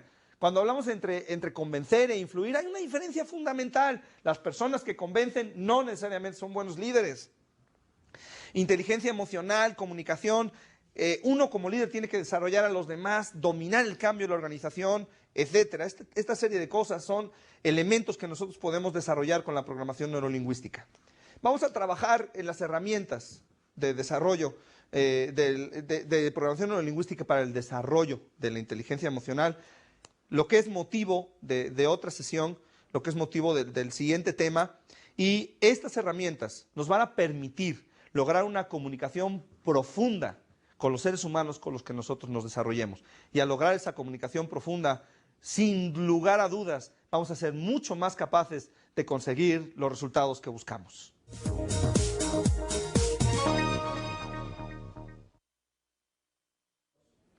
Hola, bienvenidos a la sesión del día de hoy. Vamos a continuar con el tema de comunicación con programación neurolingüística. Dentro del primer módulo de estudios de este diplomado, un aspecto fundamental es el aprender a comunicarnos bien, y veíamos que la programación neurolingüística es una herramienta extraordinaria, probablemente la más avanzada del mundo, para conseguir resultados sorprendentes en el campo de la comunicación. De hecho, nosotros podemos pensar en la PNL, como tenemos en la lámina, como un campo en el cual se desarrollan 5 herramientas fundamentales en el mundo del desarrollo personal y en el mundo de los negocios. La primera de las herramientas es el dominio de nuestros 5 sentidos, o lo que se conoce como sistemas de representación sensorial, SRS, sistemas de representación sensorial. La segunda herramienta es el dominio de las relaciones, el ser capaz de relacionarnos con los demás rápidamente y efectivamente. La tercera herramienta es el dominio de los mapas mentales, el dominio de las creencias, el dominio de las construcciones internas subjetivas de la realidad que los seres humanos vivimos como si fuesen la realidad, pero que son solamente nuestra realidad. La cuarta herramienta es el control y el dominio de las emociones, a través de aspectos tan básicos como el manejo del cuerpo, de la fisiología, y también a través de aspectos como el manejo de nuestras representaciones mentales. Y la quinta herramienta es el dominio de la comunicación precisa. En términos particulares, las 2 herramientas en las que nos vamos a enfocar de programación neurolingüística aplicada a la comunicación son la primera herramienta, que es el dominio de los sistemas de representación sensorial, y la quinta herramienta, que es el dominio de la comunicación precisa, de la comunicación con precisión. Entonces vamos a hablar en primer lugar de lo que es la primera herramienta, los sistemas de representación sensorial, o los 5 sentidos. Pasando a la siguiente lámina, tenemos una serie de espacios en blanco que debe uno de llenar al mismo tiempo que yo lo voy explicando. Entonces, lo primero que tenemos aquí es una frase que dice, los canales de entrada son, y ahí tenemos que completar la frase con unas palabras. Las palabras que continúan son las siguientes, pero antes de explicar las palabras que continúan, vamos a entender qué significa canales de entrada. Canales de entrada en comunicación son aquellos canales a través de los cuales yo percibo la información del medio ambiente. En términos generales, los canales de entrada son los 5 sentidos. Son 3 palabras que van después de la primera frase. Los canales de entrada son los 5 sentidos. A lo mejor hay personas que manejan un 6º sentido, budistas, hinduistas, sofistas o no sé de qué ismo vengan, pero finalmente el 6º sentido, intuitivo o de cualquier otra naturaleza, finalmente no es del sistema neurológico. El sistema neurológico tiene únicamente 5 sentidos, que son la vista, el olfato, el tacto, el gusto y el oído. Y esos son los canales de entrada. Ahora, tenemos nosotros canales de salida, canales de entrada y canales de salida. Todo lo que los seres humanos comunican, lo comunican a través de 3 canales de salida. No podemos confundir los canales de entrada, que son los 5 sentidos, que son los mecanismos a través de los cuales nosotros captamos información del medio ambiente, y los canales de salida, que son los mecanismos a través de los cuales nosotros enviamos información al medio ambiente. Los ojos captan información, pero no envían. Los gestos de los ojos sí envían información. Las manos captan información del medio ambiente, temperatura, densidad, textura, dureza, rigidez, todo eso lo capta el tacto, pero no enviamos información con el tacto, sí enviamos información con el movimiento de las manos. Entonces, en términos generales, los 3 canales de salida, por eso tenemos la frase que dice, los canales de salida son las palabras que usamos, la voz y las cualidades de la voz conforme la usamos, y lo que se conoce como fisiología, es decir, los movimientos, gestos, los no verbales del organismo, el movimiento de las manos, el movimiento de los ojos, la forma en que movemos el cuerpo, si nos inclinamos hacia un lado, hacia el otro.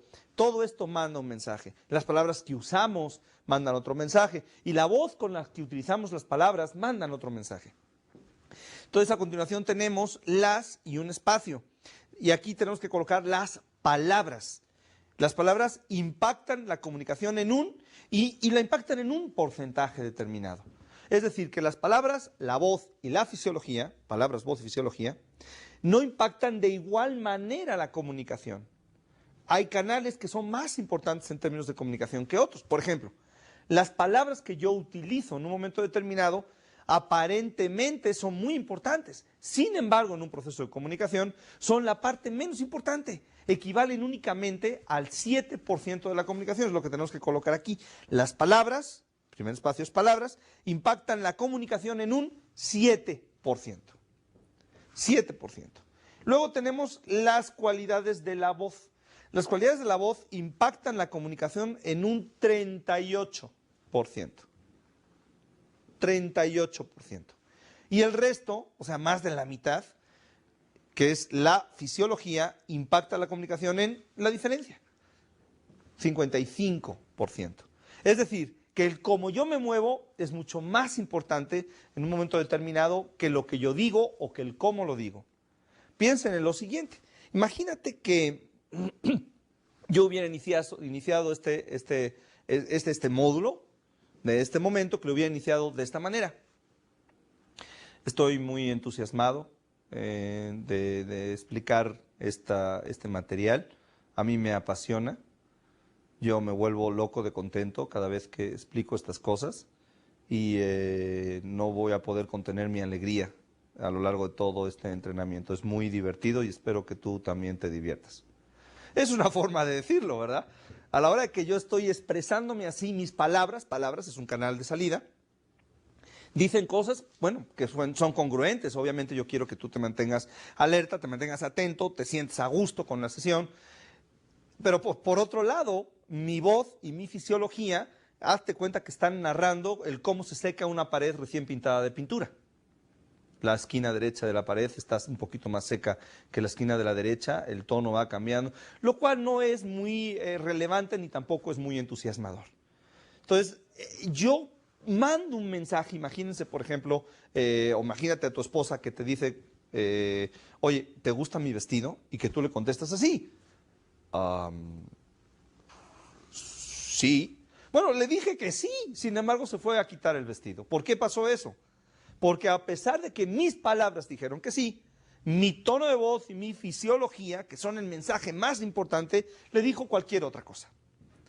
Un jefe, por ejemplo, yo doy entrenamiento a muchos directores generales y presidentes de empresa, y bueno, una de las conclusiones que sacamos en los programas de entrenamiento es, hay que motivar al personal. Entonces salen de mi entrenamiento diciendo, bueno, voy a motivar al personal, y llegan con su personal a quien tienen que motivar, sus subordinados, y los motivan así. Felicidades, buen trabajo, esto, bien, bien. A ver, sí le dijo bien, felicidades y buen trabajo, pero ¿qué le dijo su voz y qué le dijo su fisiología? El mensaje que le enviaron fue, para eso te pago. ¿Ok? Entonces necesitamos el mandar el mensaje con los tres canales, el mismo mensaje. A ese proceso de utilizar los tres canales y mandar el mismo mensaje se le conoce como congruencia en la comunicación. Y al proceso de enviar un mensaje diferente en cada uno de los canales se llama incongruencia en la comunicación, y a veces es interesante también ser incongruente. Por ejemplo, un cliente que le pregunta a un vendedor, con toda honestidad, ¿usted considera que el producto de la competencia es bueno? En ese instante hay que ser incongruente. Sí, yo sí creo que es bueno.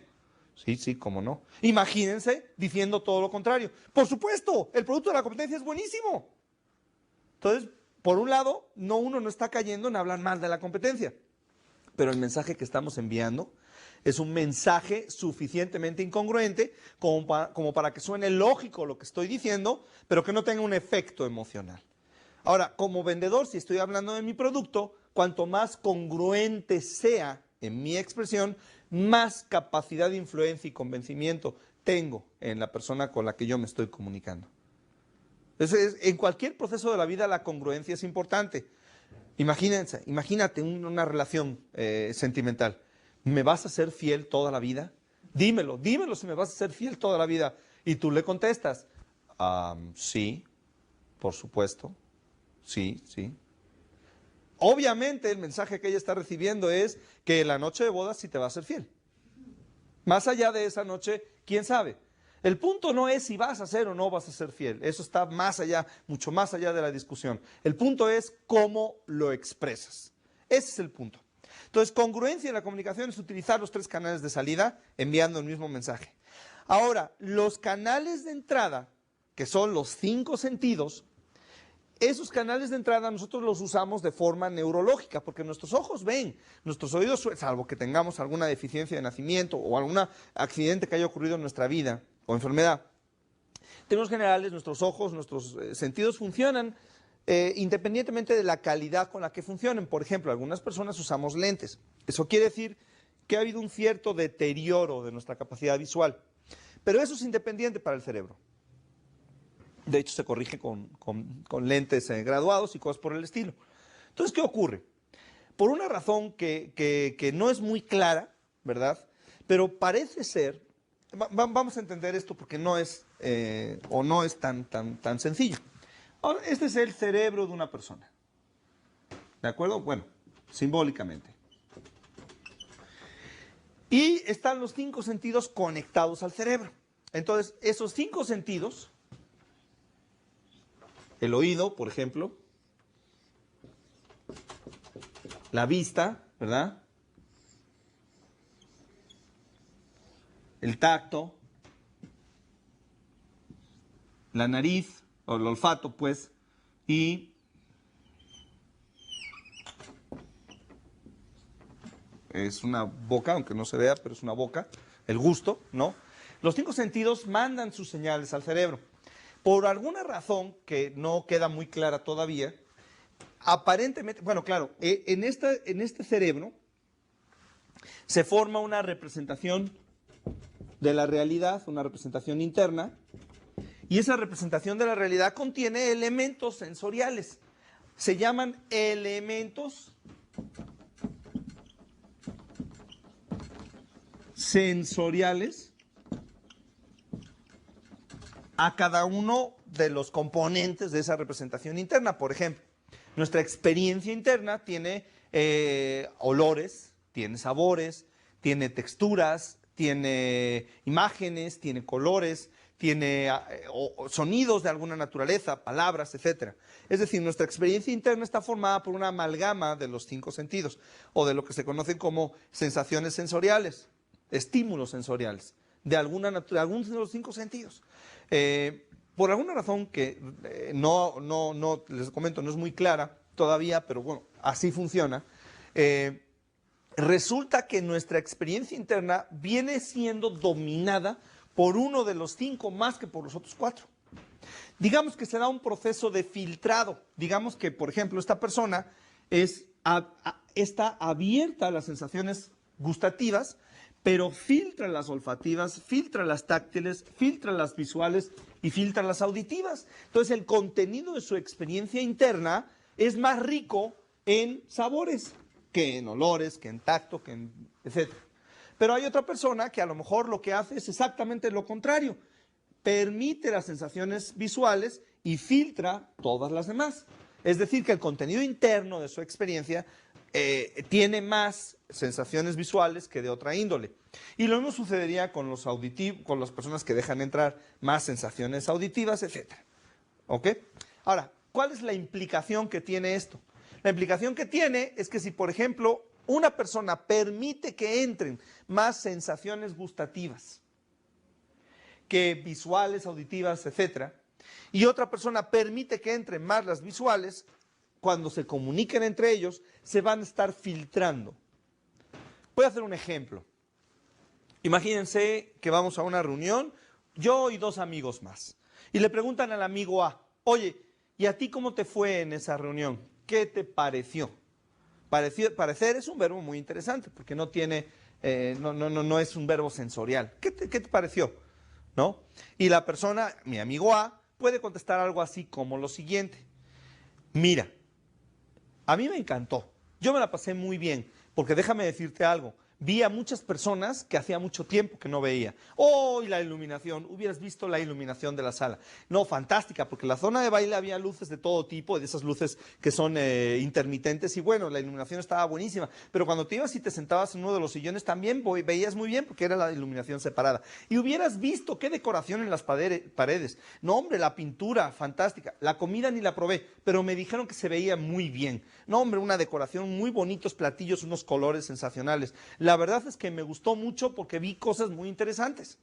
Y voy a acordarme, voy a tener imágenes de esta reunión por mucho tiempo.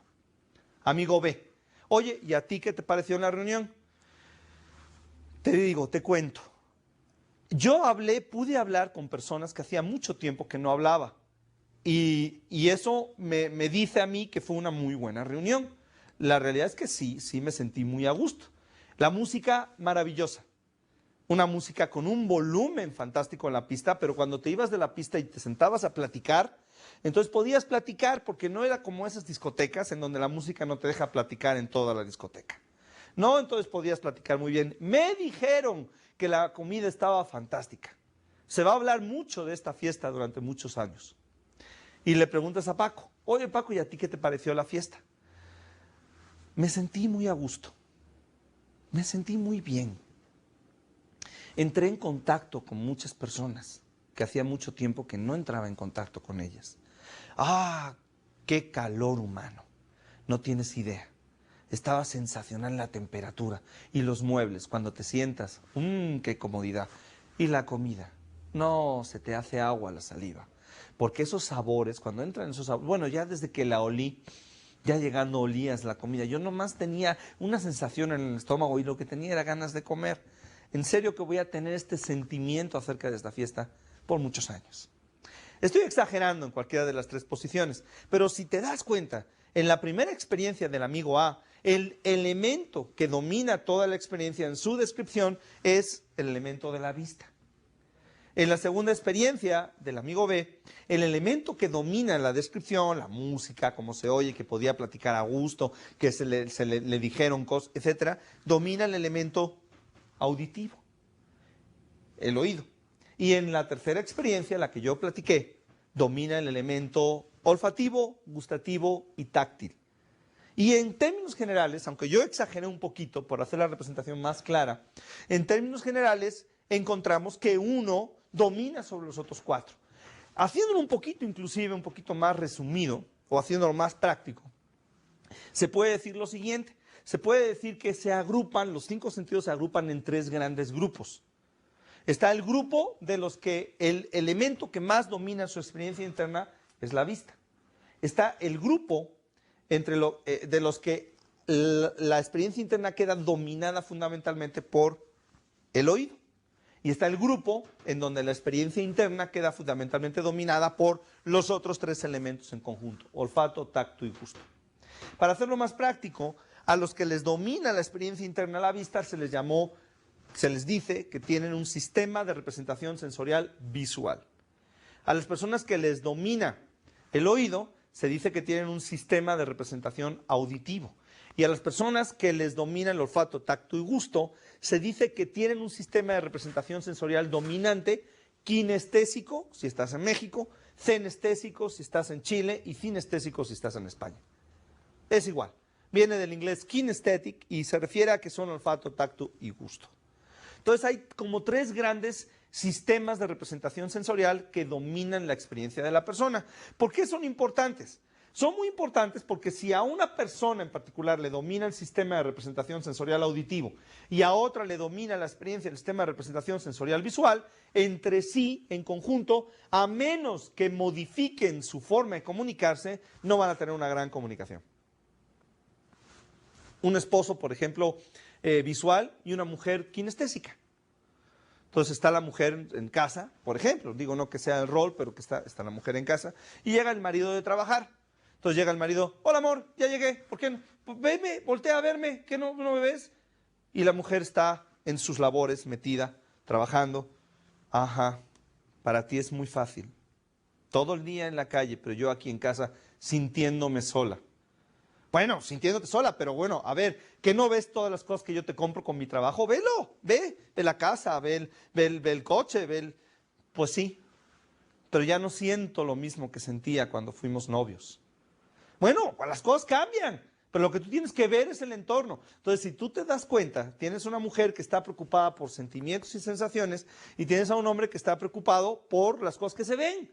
Uno es visual y otro es, y ella es kinestésica, por ejemplo, ¿no? Entonces hay un problema de comunicación, a menos que haya una manera en que el visual empiece a comunicarse kinestésicamente y la persona kinestésica empiece a comunicarse visualmente. Resumiendo, hay tres grandes sistemas de representación sensorial. Visual, que es una experiencia interna dominada por imágenes, dominada por cosas que se ven. Auditiva, que es una experiencia interna dominada por sonidos. Y kinestésica, que es una experiencia interna dominada por sensaciones olfativas, gustativas y táctiles. Ahora, entonces en la frase, ¿cómo se completa?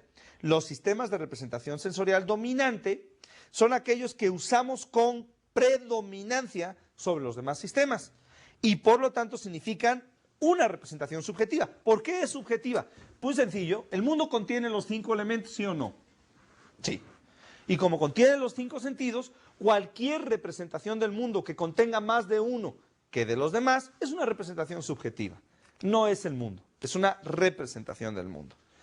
Bien, ya con esto en mente, mi pregunta es, de todas maneras, ¿cómo sabe una persona si está viviendo una experiencia o la está recordando?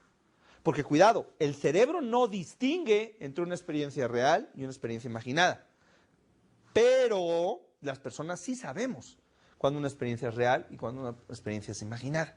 Hay varias claves. Primero tenemos que entender que la mente es una cosa y el cerebro es otra. El cerebro no distingue, pero la mente sí distingue. ¿Qué es la mente? La mente viene siendo como el software. La mente juzga, da significado. El cerebro viene siendo el hardware, representa. Para la mente, una experiencia imaginada o recordada no es diferente de una experiencia vivida. Cuanto más intensa, más sentidos involucrados en la experiencia, más real. Si yo reproduzco una experiencia en mi mente con la mayoría de los sentidos involucrados en la experiencia, entonces para mí es más difícil distinguirla de la realidad, porque en la realidad, esto que estamos viviendo en este momento, es una experiencia en donde están involucrados los 5 sentidos. Yo la grabo, así como la cámara está grabando, yo la grabo. Solamente que la cámara tiene menos juicio que yo. La cámara no discierne, la cámara toma todo lo que hay, inclusive más de lo que yo puedo tomar, de lo que yo puedo entender, de lo que yo puedo captar por mis 5 sentidos. Entonces yo la tomo y la grabo, y cuando le meto más elementos a esa grabación, visuales, auditivos o kinestésicos, a la hora que la reproduzco con una dominancia de del elemento que más está. Entonces, el problema que hay es que hay dificultades para entender entonces la realidad de la imaginación, a menos que me dé cuenta que en la imaginación, en lo recreado, hay menos sentidos involucrados que en la realidad. Luego entonces, si yo a nivel imaginación le meto muchos sentidos a mi experiencia, va a ser más complicado que ésta se distinga de la realidad.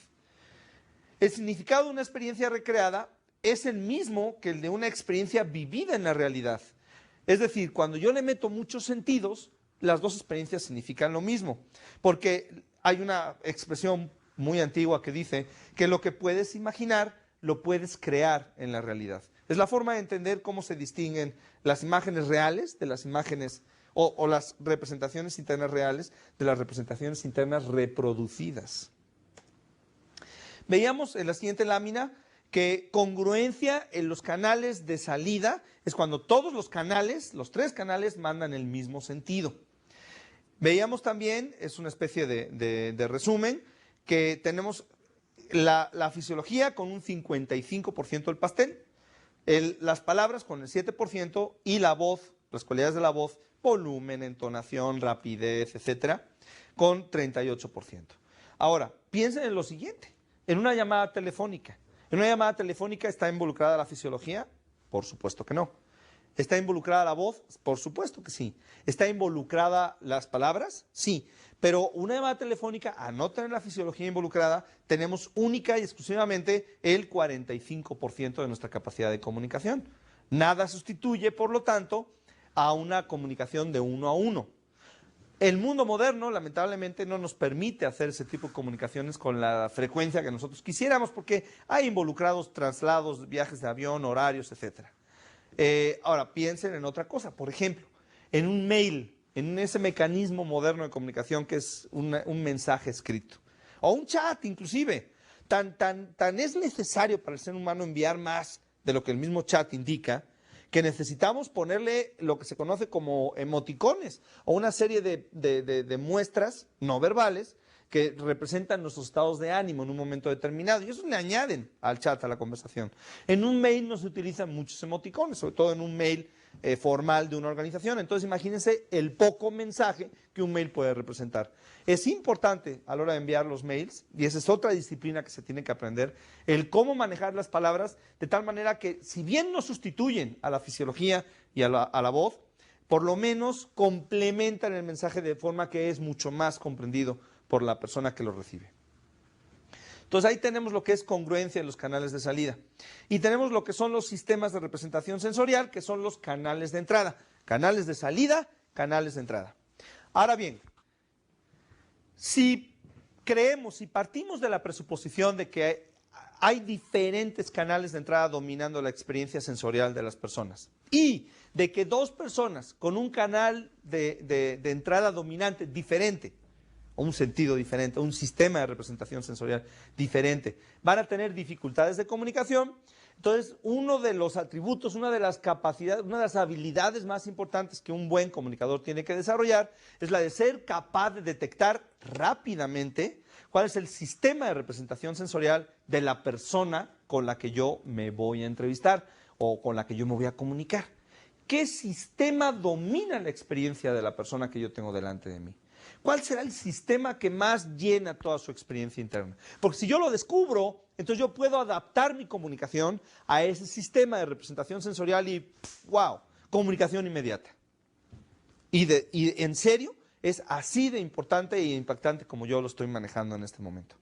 Entonces vamos a entender, desde luego de una manera un poquito exagerada, cuál es el sistema de representación sensorial que domina la experiencia de la persona con la que yo me esté entrevistando.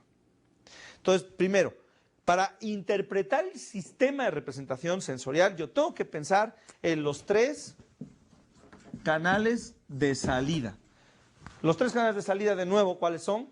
Palabras, voz y fisiología. Palabras, voz y fisiología. Entonces, ¿por qué tengo que pensar en estos tres canales? Por lo siguiente, porque las personas muestran cuál es su sistema de representación sensorial dominante a través de los tres canales de salida. ¿Okay? Entonces vamos a ver qué ocurre, cómo se comportan los tres canales de salida cuando a una persona le domina el sistema de representación sensorial visual.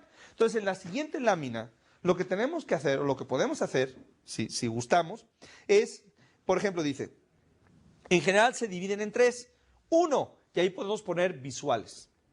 Y después, abajo tenemos palabras, 2 puntos, voz, 2 puntos y fisiología, 2 puntos. Y lo que podemos escribir ahí es qué palabras utiliza un visual, qué tipo de voz, cuáles son las cualidades de la voz de un visual y cuál es la fisiología de un visual. Lo mismo con el número 2, que podrían ser los auditivos, y lo mismo con el número 3, que podrían ser los kinestésicos, o cenestésicos o cinestésicos, dependiendo de qué parte del mundo estás recibiendo este entrenamiento. ¿De acuerdo? Entonces vamos a ver los visuales, que es el número 1. ¿Qué palabras, qué voz y qué fisiología? ¿De acuerdo? Voy a exagerarlo de tal manera que queden notorios los tres canales de salida en cada uno de los canales de entrada. De alguna forma sí te debo de aceptar que no todo el mundo representa estos canales de la misma manera. Entonces, los visuales tienen la siguiente representación. Por ejemplo, palabras, voz y fisiología. Y aquí es importante tomar nota de las tres. Palabras. Un visual, por ejemplo, diría cosas como mira, estate atento, las señales que te envío, etcétera. Todo ese tipo de información van a ser importantes para un visual. Entonces, las palabras que utiliza van a ser palabras que estimulen de alguna forma su sistema visual. O sea, ¿cómo compruebas tú una experiencia que te está contando un visual? Pues viéndola, ¿no? Entonces te dirá los colores que tiene la escena, te dirá que el futuro está iluminado, que es un futuro brillante, que ilumíname mi camino. Todo eso son expresiones que utilizan los visuales, mira, etcétera, ¿no? Ahora, ¿cómo hablaría un visual? ¿Qué tipo de voz? ¿Qué cualidades de la voz? El problema del visual es que él funciona mucho con imágenes mentales. Ahora, imagínate una persona que tiene que alcanzar con sus palabras sus imágenes mentales, sobre todo teniendo en cuenta que sus imágenes mentales andan más o menos a 1400 palabras por minuto, y sin embargo la boca solamente puede reproducir 120 palabras por minuto. Entonces tú imagínate una persona que está tratando de reproducir con sus palabras sus imágenes mentales, y ya me tengo que seguir hablando porque ya se me fueron 4 imágenes mentales. Entonces mis imágenes mentales van muy rápidas, y lo que hago yo es que tratar de alcanzarlas con mis palabras. Entonces, ¿qué ocurre? ¿Cuál es la consecuencia de que las personas visuales traten de alcanzar con sus palabras sus imágenes mentales? Que hablan muy rápido. Hablan muy rápido. Si conoces a alguien que habla muy rápido, muy probablemente es una persona de tipo visual. Trata de alcanzar sus imágenes mentales y me tengo que seguir porque ya se me fueron varias imágenes mentales. Entonces tengo que seguir hablando. Ahora, ¿qué ocurre cuando yo hablo tan rápido? Ocurre lo siguiente. Número uno, mi tono de voz no puede ser de mucha flexión. Es decir, es muy monótono y es muy elevado. Tengo la respiración muy poco profunda. ¿Por qué? Porque imagínate, ya se me fueron 20 palabras en la respiración. No puedo respirar. Ahora, para respirar poco profundo y todavía recibir oxígeno, tengo que estar erguido. Si estoy medio encorvado, entonces la respiración no puede ser superficial, tiene que ser más profunda para que llegue el oxígeno a mis pulmones. Entonces es postura erguida, fisiología, mucha gesticulación. Por ejemplo, una persona visual utilizará mucho sus manos al mismo tiempo que está hablando y que te está diciendo las cosas, porque no nada más quiere que lo oigas, quiere que lo veas. Te dirá cosas como, por ejemplo, qué hora es y señalará el reloj. Te irá a hablar por teléfono y pondrá su mano así. Te dirá la salida está allá y la mostrará. O te dirá, habla con fulanito y te lo mostrará para que lo veas. Te dirá la economía globalizada. Te dirá cosas como, por ejemplo, violín, violonchelo, guitarra, ¿ok? O cualquier otra cosa que pueda representar, ¿no? Entonces, eso es lo que una persona visual tiene, que es muestra mucho, las manos gesticulan mucho. Es difícil que un visual tenga las dos manos metidas en el bolsillo, porque se le fueron 20 palabras y las tiene que gesticular. Entonces, palabras, ya te dije cuáles utiliza, su tono de voz como es elevado, mismo tono, o monótono, muy rápido, mucha velocidad al habla, y luego su fisiología es de mucha gesticulación, mucho movimiento, erguido, respiración poco profunda, respiración superficial. Vamos al siguiente grupo, a los auditivos. Bueno, por ejemplo, me voy a ir acordando de palabras de uno grupo, de otro y de otro para que les vayas tomando en cuenta. Por ejemplo, obviamente. Obviamente es una palabra visual. Imagínate es una palabra visual. Los auditivos están muy preocupados por cómo se oye el mensaje.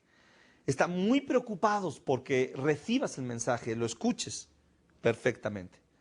Entonces, por lo mismo, pues no pueden hablar rápidamente. Tienen que hablar con un suficiente tono de voz y una velocidad que te sea sencillo entenderlo. Otro detalle interesante de los auditivos es que hacen énfasis en algunas palabras y en otras le quitan un poquito de volumen, porque el significado de las palabras tiene que ver muchas veces con ese volumen y con esa entonación. Mis manos, por ejemplo, como auditivo, jamás van a estar moviéndose a lo loco, porque no tengo que gesticular nada. Lo más probable es que una mano se mueva acompañando el mensaje, como un director de orquesta acompaña con su batuta, mientras la otra descanse aplaciblemente en el bolsillo. Ese probablemente sea un gesto auditivo muy representativo. Algo también muy representativo de los auditivos es la inclinación de la cabeza, hacia un lado o hacia el otro, dependiendo de cuál es el dominio de su lateralidad, si es diestro o si es zurdo. Entonces, por ejemplo, ¿por qué inclinamos la cabeza? Es como una actitud de escucha. Quiero escucharte bien. Entonces acompaño con mis palabras, el movimiento es limitado, no es tan importante. Y el tono de voz es heterogéneo, o sea, puede subir y puede bajar. No necesariamente está todo en el mismo nivel. Las palabras, ¿qué palabras utilizará un auditivo? Bueno, pues dirá cosas como déjame decirte, no suena bien, no sonar bien es una expresión, es armonioso es una expresión muy auditiva, ¿no? Estruendoso, oye, ese trabajo me hace mucho ruido. Ese tipo de expresiones son de tipo auditivo. Entonces, de la misma forma, si nos vamos con los kinestésicos, cenestésicos o cinestésicos, que lo tienen ustedes escrito, ¿no? Los kinestésicos están más en contacto consigo mismos, hacen más pausas al hablar, no quieren resultar chocantes, son cosas que traen profundas y que las quieren compartir, porque no quiero que cuando termine este entrenamiento te vayas con un mal sabor de boca. Mal sabor de boca es una expresión kinestésica, o que no huela bien el programa de entrenamiento. El tono de voz es bajito, monótono, lento, y si sigo hablando, probablemente esto se convierta en una buena sesión de hipnosis y caigas perfectamente dormido. Los kinestésicos no son buenos oradores, pero sí son buenos somníferos. ¿Cuál de los tres es el mejor? Un kinestésico diría, no me siento a gusto o se siente bien. Un auditivo diría, no me suena o suena bien cuando lo dices. Y un visual diría, ¿se ve bien o no veo el punto? ¿Cuál es el bueno? El bueno no es el que tú tienes. El bueno no es el que tú utilizas. El bueno es el que domina la experiencia de la otra persona. El mejor comunicador del mundo es el que habla, se comunica, se expresa, se muestra y se hace sentir en el sistema de representación sensorial de la otra persona.